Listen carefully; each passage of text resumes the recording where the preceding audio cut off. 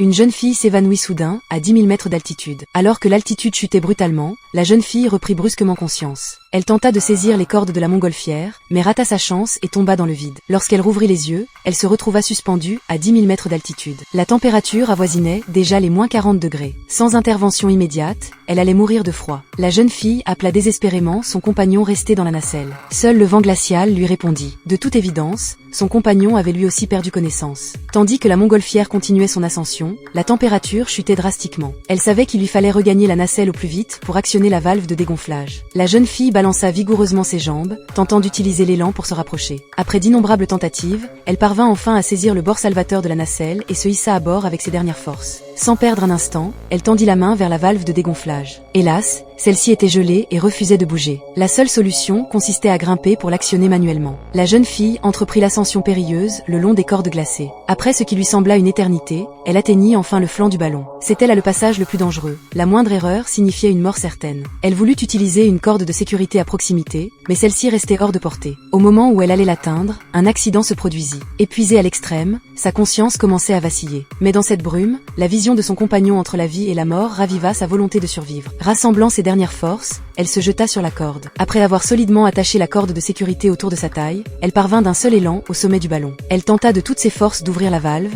mais sans succès. Elle se releva alors prudemment et, pour empêcher la valve de se refermer accidentellement, n'hésita pas à couper ses lacets pour bloquer le mécanisme avec sa chaussure. Tandis que la montgolfière descendait lentement, son compagnon reprit connaissance. Mais leur joie fut de courte durée. La jeune fille remarqua avec effroi que les flocons de neige semblaient immobiles dans l'air. Son bon sens lui indiqua que la montgolfière chutait à une vitesse vertigineuse. Sans action immédiate, il s'écraserait inévitablement. Les deux survivants entreprirent aussitôt d'alléger la nacelle, jetant par-dessus bord tout ce qui pouvait l'être. Mais ce poids négligeable ne suffisait pas à ralentir leur chute. Face à l'angoisse de la jeune fille, l'homme comprit enfin le cœur du problème. Le plus lourd n'était pas le matériel superflu. Prenant une décision radicale, il ordonna à la jeune fille de grimper sur le rebord de la nacelle. Puis, sortant un poignard, il s'approcha d'elle. Une fois tous deux solidement accrochés au cercle supérieur de la nacelle, l'homme trancha résolument les cordes qui la maintenaient. La nacelle était devenue un fardeau inutile. Avec la rupture de la dernière corde, la vitesse de descente diminua sensiblement. Cependant, cela ne suffisait toujours pas pour un atterrissage en sécurité. La jeune fille expérimentée s'en rendit compte et s'apprêtait à se sacrifier pour alléger encore le poids. Voyant qu'elle allait commettre l'irréparable, l'homme intervint immédiatement, affirmant que si elle sautait, il la suivrait. Dans ce moment critique, l'esprit de l'homme fonctionnait à plein régime. Il cherchait désespérément une solution. Soudain, le ballon au-dessus d'eux lui donna une idée. Sous le regard stupéfait de la jeune fille,